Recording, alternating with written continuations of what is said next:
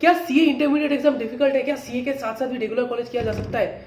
क्या सीए में लाख मैटर करता है? क्या सीए में रट्टू तोता बनना पड़ता है? क्या क्या फैक्टर्स दिमाग में रखना पड़ता है before you are selecting your faculty, you whether to go for online mode और ऑफलाइन मोड? अगर आपका एकेडमिक रिकॉर्ड पास्ट हिस्ट्री बहुत अच्छा नहीं था, क्या फिर भी आप सीए में फोड़ सकते हैं? क्या क्या मिस्टेक सीए स्टूडेंट्स करते हैं for the reason they fail और they get their multiple attempts? क्या क्या डीड्स पॉजिटिव थिंग्स करना पड़ता है so that you get your exam clear in your first attempt? उन सारे सवालों का जवाब ये वीडियो में है। आप वीडियो देखते रहिए, पूरा वीडियो देखते रहिए। और I was not making videos for long time because life में बहुत कुछ चल रहा था, आई वॉज सो बिजी और माइंड वॉज नॉट फ्री, ठीक है ना। वीडियो बनाने के लिए हिम्मत चाहिए, वो हिम्मत मेरे को नहीं था।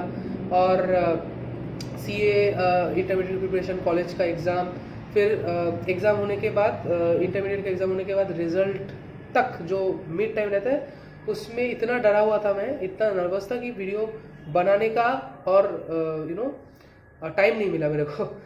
तो obviously after the result I got that I pass the intermediate exam with 4 exemption. I passed both the groups with 497 marks in aggregate.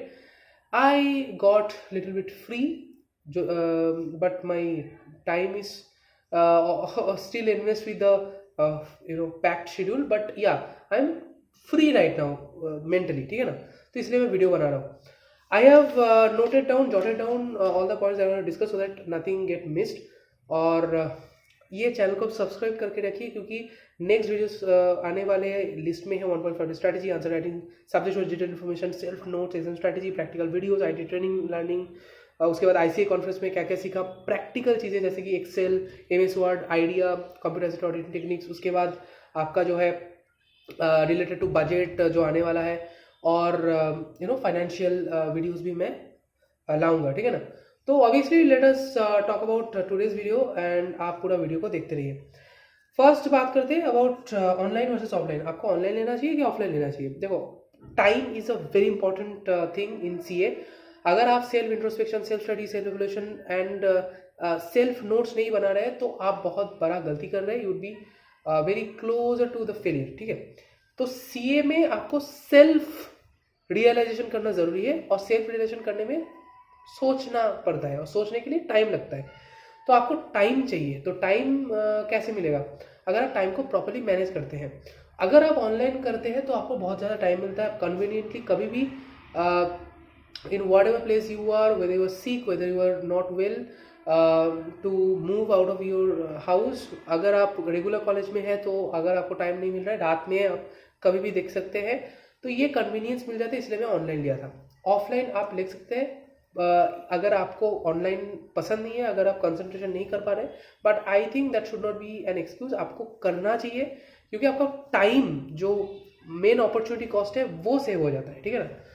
और ऑफलाइन में लिया था बट फॉर 1.5 सब्जेक्ट साइड से, 1 law and another for SM, जो कि part of EISSM paper. क्यों लिया था? क्योंकि लाइफ में कभी कभी ऐसे टीचर्स मिल जाते हैं जो आपका सोचने का तरीका बदल देता है, करियर के प्रोस्पेक्ट बदल देते हैं। बहुत ऐसे टीचर्स होते हैं those who are like angel for us. So वैसे एक टीचर मिले मुझे, CA Vishwanath sir, and I met him in my college only. He's from Mumbai and I took offline coaching from him for these 2 subjects, okay, law and SL, ठीक है। धीरे धीरे एक एक करके मैं बता रहा हूँ। अकाउंट्स के और एडवांस अकाउंट्स के लिए मैं renowned faculty, great legendary faculty CA Praveen Samosa से क्लास किया था। उनका समझाने का तरीका, एंटरटेनिंग लेक्चर्स, 3 घंटे कैसे पार हो जाता था मुझे पता ही नहीं चलता था। उसके बाद कॉस्टिंग में मैं नितिन गुरु सर से लिया था from 1891। The biggest problem I faced was the management of the lecture. Old lectures मुझे पहले दिया गया था, उसके बाद ओल्ड लेक्चर हटा दिया गया। So I was meanwhile in the mean of the lectures 1 chapter, but वो चैप्टर चलते चलते वीडियोस गायब हो गए। उसके बाद न्यू लेक्चर्स आ गए, तो I was feeling little bit problem in that, but yeah, the lectures were good, the conceptual clarity was very much good. अगर आपको पसंद है तो आप नितिन गुरु सर को रेफर कर सकते हैं, और उनके जो प्रैक्टिस सेट है वो बहुत अच्छा है। वैसे प्रैक्टिस सेट तो मैं ज़्यादा नहीं किया था, टाइम नहीं था मेरे पास, ठीक है। बट कंसेप्चुअली मैं कॉलेज के लेक्चर्स भी मैं बहुत ध्यान देता था, कॉलेज में भी बहुत अच्छे अच्छे टीचर्स थे, तो ओवरऑल मुझे मिक्स्ड एक्सपीरियंस है उनसे। उसके बाद टैक्स के बताए C A Bhanwar Verma sir, he is a legend, he is the maestro in his field. अगर आप अभी भी यूट्यूब में जाके कम्युनिटी ऐप चेक करते हैं तो देखेंगे 50 रैंक होता है, उसमें से 55 स्टूडेंट्स तो सर के हैं। तो his compact book is like a magic book. Compiler book में बहुत लाइक हर एक टॉपिक कवर हो जाते हैं, ऐसे ऐसे चीज़ें हैं। उसके बाद वो सुपर 30 क्वेश्चंस भी लॉन्च करते हैं बिफोर 1 मंथ ऑफ एग्जाम, तो बहुत बहुत ज़्यादा फ़ायदा हो जाता है। और रिवीजन वीडियोस मैं उतना नहीं देखा, मैं खुद रिवीजन करने का कोशिश किया, बट मैं कैसे एग्ज़ाम स्ट्रेटेजी मैं पढ़ने के टाइम क्या क्या करता था वो रिलेटेड एक वीडियो में लाने वाला हूँ, ठीक है ना। तो this is the information that I am putting, very fast the video would be coming, ठीक है। उसके बाद जो जीएसटी है, जीएसटी में सीए साहिल जंसल से लिया था, maximum concept clarity, and the best thing is the doubt clearing support. बाकी टीचर्स में ऑफलाइन छोड़ के बाकी टीचर्स में उतना डाउट क्लियरिंग फैसिलिटी मुझे नहीं था, मैं देखा नहीं था, बट सीए साहिल जंसल, मैं उनको व्हाट्सएप में मैसेज करता था, एक दिन में कभी कभी तो तुरंत आंसर आ जाता था उनका। And is very friendly, so motivating, और वो आपको अगर कोई लाइफ रिलेटेड सवाल भी आप पूछ सकते हैं, वो जवाब दे देंगे, ठीक है ना। तो साहिल जैन सर, आप कोई टाइम पास नहीं होता उनके लेक्चर्स में, ठीक है। उसके बाद है ऑडिट, एडवांस अकाउंट्स को बोल दिया। ऑडिट में मैं लिया था सीए मोहित अग्रवाल सर से, मैं फाउंडेशन भी उनसे लिया था, MEPL classes. That MEPL classes is booming right now, it's a very renowned institution for both CA, CMA and other courses also। तो ऑडिट में उनसे लिया था, उनके जो एनर्जेटिक लेक्चर्स है ना, और उनके नोट्स बहुत कैंडिड है, ठीक है। उसके बाद है EISSM। EIS के लिए मैं बताना चाहता हूँ, मैं EISSM के लिए एक रिनाउंड फैकल्टी का लिया था, बट मुझे एकदम पसंद नहीं उनका पढ़ाने का तरीका, बहुत कंसेप्चुअल लैकिंग मुझे फील हुआ, लैकिंग लाइफ फील हो रहा था। सो I did not refer his lecture, my money got wasted, but okay। So मैं तो नाम अभी ऐसे ओपन वीडियो में बताना नहीं पसंद करूँगा, क्योंकि that would be a very bad thing। But अगर आपको जानना है उनका नाम तो मुझे मेल करें, मैं आपको पर्सनली बता दूंगा, ठीक है, सो दैट आपका पैसा बच जाए, ठीक है ना। उसके बाद एसएम तो EIS में खुद से किया था, और जो विश्वनाथ सर से मैं बताया लॉ और एसएम के लिए जिनसे लिया था, उन्होंने थोड़ा गाइडेंस भी दिए। और मेरा अगर खुद का नोट्स आपको चाहिए मैं दे दूंगा आपको स्कैन करके, बट आपको कमेंट करना पड़ेगा, आपको बताना पड़ेगा। अगर आपको प्रॉब्लम आप नहीं बताए, आपको क्या चाहिए वो नहीं बताया, आपको कौन हेल्प करने वाला है। उसके बाद एफएमइको के maestro, he is the legend in his field, Sanjay Saraf sir from Calcutta, and he is the best for the conceptual clarity and very short very crisp videos with very short duration like 2 hours, and even कभी कभी छोटे छोटे videos भी होते थे, और बहुत crisp है एफएम इको में एक्चुअली कॉलेज में पढ़ा था, तो इको में मेरा टाइम बच गया था, उनसे सारा का सारा चीज़ें नहीं देखा, कुछ चैप्टर्स देखे थे। और एफएम में तो मैं सारा का सारा कवर किया था, जो कैपिटल बजटिंग जैसा बड़ा बड़ा चैप्टर्स होते हैं। सब्जेक्ट वाइज में सही में डिटेल में बताने वाला हूँ, क्योंकि ये ब्रीफ है तो ब्रीफली मैं बता रहा हूँ।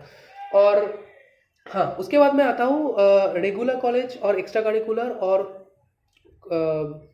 whether you should go for parallel courses while giving the CA exam. तो CA एग्जाम एक फास्ट कोर्स है, तो अभी सोचो ही मत कि मैं CA के साथ और भी कुछ करूँगा, तो आपका एफिशिएंसी लॉस होने वाला है। अगर आप रेगुलर कॉलेज भी साथ में करो तो सोचो ही मत, ठीक है ना। कोई लोग कर पाते हैं, तो मुझे तो अच्छा नहीं लगता, ठीक नहीं लगता। अगर आपको 100% देखो, CA कोर्स एक नॉर्मल कोर्स नहीं है, जैसे छोटे कोई भी कोर्स हो गया, ये एक प्रोफेशनल कोर्स है, तो आप पूरा ध्यान दें। जैसे कॉलेज अगर स्कूल आप करते थे, स्कूल में आप पूरा ध्यान देते थे ना, वैसे ही आप पूरा ध्यान दो। CA के साथ साथ आप रेगुलर कॉलेज कर सकते हैं as a ancillary element, just for doing the graduation, having the graduation degree. तो बट मैंने एक गलती किया था, I was doing power BI course at that time, जो कि मुझे नहीं करना चाहिए था, बट मैंने कंप्लीट किया। टाइम मैनेजमेंट के ऊपर भी वीडियो आने वाले, छोटे वीडियो बनाने वाला हूँ, क्योंकि रीच नहीं होने वाला है अगर मैं लंबा वीडियो कर दिया। तो ये एक इम्पॉर्टेंट मैटर है, मैं एक एक करके सारा का सारा वीडियोस लाने वाला हूँ। उसका जो मिस्टेक्स है, मिस्टेक्स के बारे में बता रहा हूँ। मिस्टेक्स क्या क्या है? पहला है फाउंडेशन का जो रिजल्ट का गैप रहता है। अगर आपका फाउंडेशन क्लियर हो गया है तो आप जो गैप पीरियड है बिटवीन द रिजल्ट एग्जाम आप प्रोडक्टिवली यूज करो। अगर आप इंटरमीडिएट चालू कर देते हो, आप क्लियर भी नहीं करते, उसमें दिक्कत क्या है? ठीक है ना, आप थोड़ा पढ़ लिए, नॉलेज गेन कर लिए। अगर आपको लग रहा है फाउंडेशन में खराब गया है तो फाउंडेशन के लिए पढ़े, बट टाइम जो है मिलता है, टाइम बहुत प्रीशियस होता है, उसको वेस्ट मत कीजिए। बहुत से स्टूडेंट्स ये कर देते हैं और बाद में फंस जाते हैं। उसके बाद है फैकल्टी सर्चिंग। मैं ये मिस्टेक किया था। ओके, फैकल्टी सर्चिंग में बहुत ज़्यादा टाइम लगा दिया था। देखो, मैंने जो फैकल्टीज में रेफर किया था मैं बता दिया। आप 1-2 टॉपर्स का देख लो और ज़्यादा देखो मत। आपको अगर पसंद आ रहा है तो टीचर ले लो, ज़्यादा मगजमारी करोगे तो टाइम जाएगा। तो आप बेस्ट टीचर्स लेके आप कर लो। ज़्यादा मैटर करता है आपका सेल्फ स्टडी। हाँ, टीचर्स मैटर करते हैं, बट मैं जो नाम बताया वो सारे जो नाम बताया उनसे ही पढ़ के मैं, अगर आप कोई टॉपर का फैकल्टी लिस्ट देख लो, उनसे वो जो किए वो फैकल्टी से ले लो। फैकल्टीज अगर मतलब ऑब्वियसली फैकल्टीज आप एक टॉप नॉच फैकल्टी ले लो, ठीक है। बाकी ज़्यादा मत सोचो, ये भी वो भी ये भी ऐसे मत करो। उसके बाद not giving mock test. Mock test नहीं देना सबसे बड़ा गलती है। देखो, मेरा कुछ दोस्त थे वो मॉक टेस्ट नहीं दे रहे थे, बट मैं फाउंडेशन में ये सुना था। उसके बाद जो टॉपर्स के इंटरव्यू थे, मतलब इंटरमीडिएट के, उनसे भी रैंकर्स के इंटरव्यू में मैं सुना था, बट मॉक टेस्ट दो। आपका रिजल्ट क्या आ रहा है वो फर्क नहीं पड़ता, आप बस मॉक टेस्ट दो और क्या क्या गलती हुआ है उसका सुधार कर लो। उसको सॉल्यूशन देख लो कि क्या क्या प्रॉब्लम्स हुआ है, क्या क्या सोल्यूशन होने वाला है। तो मॉक टेस्ट दो। मॉक टेस्ट में मैं पास होता था तो मुझे कॉन्फिडेंस आता था कि हाँ मेरा सही तो जा रहा है, मैं तो पास तो हो जाऊंगा ऐसे तैसे, ठीक है। उसके बाद नॉट गिविंग मॉक टेस्ट हो गया। उसके बाद जो नेक्स्ट पॉइंट है राइटिंग प्रैक्टिस। बहुत सारे स्टूडेंट राइटिंग प्रैक्टिस नहीं करते, जो कि बहुत जरूरी है।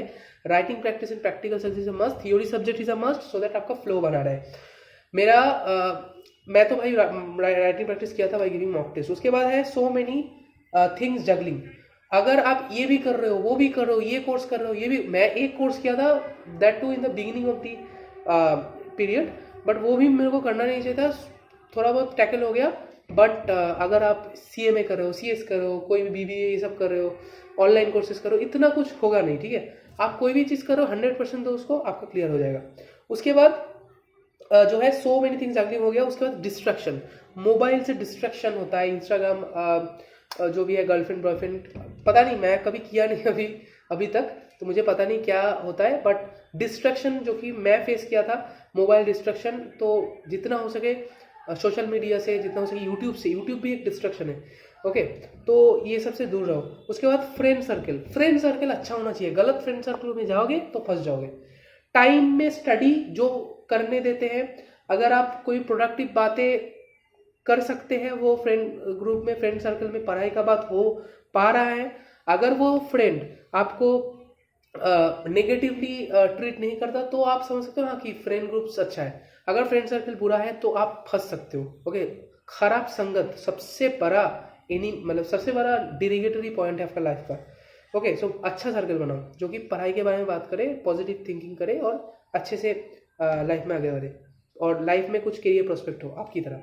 उसके बाद स्टडी मैट और ICI नहीं करना। स्टडी मैट तो भाई देख लो, मैं बता रहा हूँ, अकाउंट्स के लिए तो सर के मैट, लॉ के स्टडी मैट पढ़ा था, कॉस्टिंग के स्टडी मैट थ्योरीज के लिए पढ़ा था, टैक्स के GST का स्टडी मैट अच्छे से किया था। GST का बहुत कॉम्प्रिहेंसिव नोट है मेरे पास, मैं आपके साथ शेयर करने वाला हूँ अगर आप चाहो तो। उसके बाद एडवांस अकाउंट्स में सर के मटेरियल से किया था, ऑडिट सर के नोट से किया था और खुद भी एक बार पढ़ लिया था। EIS में खुद स्टडी मैट से नोट्स बनाया था, ASM स्टडी मैट से और सर के स्लाइड से, FME को सर से, और इको तो पूरा चाट लिया था बुक्स, तो ऐसे किया था। तो स्टडी मैट एक बार देखना है। उसके बाद है नेक्स्ट पॉइंट की routine and time management. Routine होना जरूरी है। अगर आपके पास रूटीन नहीं है, आपका टाइम ऐसे चला जाएगा, आप सोच भी नहीं पाओगे कैसे चला गया। उसके बाद सेल्फ नोट बनाना जरूरी है। कैसे सेल्फ नोट बनाते हैं उसके लिए वीडियो आएगा। हेल्थ एंड स्लीप, हेल्थ बहुत जरूरी है, स्लीप बहुत जरूरी है, सो दैट आपका रिटेंशन कैपेसिटी, सोचने का क्षमता बढ़े। रोड लर्निंग जरूरी नहीं है, कंसेप्चुअल क्लैरिटी जरूरी है, बट कुछ चीजें प्रोविजन सेक्शन वो कैसे याद किया जाए मैं लॉ वीडियोस में बताऊंगा, बट रोड लर्निंग नहीं करना है, समझ के लर्निंग करना है। उसके बाद referring to many note, this is the most seen problems in CA students की। बहुत सारे नोट्स कर लेते हैं, ये भी टीचर वो भी टीचर, ये नहीं करना। और not giving equal importance to all subjects, सारे सब्जेक्ट्स को इंपॉर्टेंस देना है। आज का वीडियो इतना ही। नेक्स्ट वीडियो बहुत तगड़ा होने वाला है। पूरा वीडियोस अगर आप देखे हैं तो लाइक करना मत भूलिए और शेयर करना मत भूलिए। आज के लिए इतना ही। Tata, goodbye and best of luck.